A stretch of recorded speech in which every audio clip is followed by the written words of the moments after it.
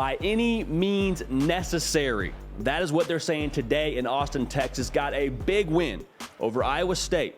Can't overlook anybody in the Big 12. We know how this works. Anybody can beat anybody. Final score in Austin, 24-21. And let's talk about the setting for this game. Because coming in, Texas had come off a huge win, emotional win, right? Riding high. Everyone's telling you how good you are in Austin. And this was a spot where they had just come off of a Red River rivalry W, 49-0, and the emotional juice was flowing. This was a textbook letdown spot for the Texas Longhorns, and they did not allow that to be the case. I'm JD Piquel. This is The Hard Count. Subscribe to the channel. We have a lot of fun on here. We want you involved. Nick Brake does the heavy lifting. If y'all can subscribe, we get more insight as to what you want to see. All right? Roll party. What I was impressed with by Texas was they were able to just lean on their big human beings. Because remember, coming into the year, we were like, hey, a lot of young faces on that offensive line. What's going to happen? How's that going to go? That's probably going to take a second to bake. Well, they're still, I think, continuing to get their feet under them. Bijan Robinson is a dog. And great teams that play for conference titles at the end of the year, when it's crunch time, when you have that emotional letdown, whatever it is, you're able to go to your dogs and you feed them. Kibbles, bits, oats, whatever it is. And Bijan Robinson was eating yesterday. Well over 100 yards. He was the straw that stirred the drink. And Quinn Ewers had a good day. I think the biggest thing I would say about Quinn Ewers is he was timely. Xavier Worthy on fourth down, one-on-one, that's free money. Put it on him, my guy. Another throw to him in the front corner of the end zone. Put an absolute dime rock on his back shoulder. If he throws that on the front shoulder, it's probably picked or it's incomplete. So the fact they were able to lean on their dogs in Bijan Robinson, and for Quinn Ewers to not panic when things are kind of going a little bit wild around him, when it's not a perfect game by any stretch of the imagination on either side of the football, that is huge. We talk about competitive maturity. We're seeing that again from Texas. Now, was it perfect? Absolutely not. Was not perfect. We're going to get to more of that in a second because you caught some breaks. And you, in some days, would rather be lucky than good. I'm not saying Texas is not good, but they had some things go their way.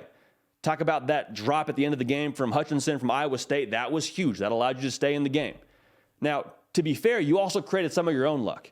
Bend, don't break, right? Got a huge interception in the red zone, forced a fumble that really ended the game. I mean, this Texas team gave you all you could handle from a heart perspective yesterday if you're a Longhorn fan. But it's hard to be upset with the win. Somebody tweeted at me yesterday, at JD Piquel, for those of you that follow me. If you don't, I would encourage you to do so. We incorporate that in the show as well. But they tweeted, winning ugly is part of winning.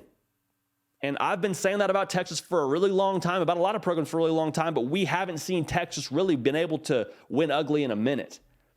And I will say this, because I think that's one of the biggest takeaways I have. Texas from 2021, in that same situation, they would have found a way to lose that game. Let's just call a spade a spade.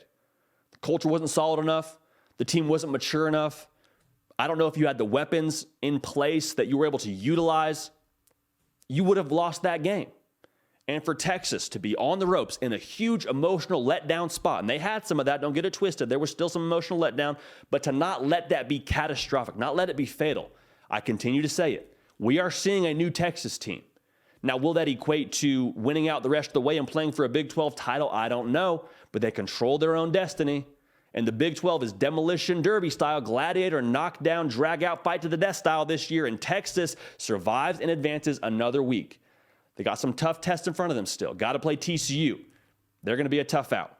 Got to play Kansas State. They're going to be a tough out. Got to play Baylor. Who knows what's going on in Waco right now, but as long as Dave Rand is the head coach over there, they're going to be a tough out. The bottom line is Texas, when they're Texas, when they want to play to their standard and play to what they're capable of playing to, they got it under the hood.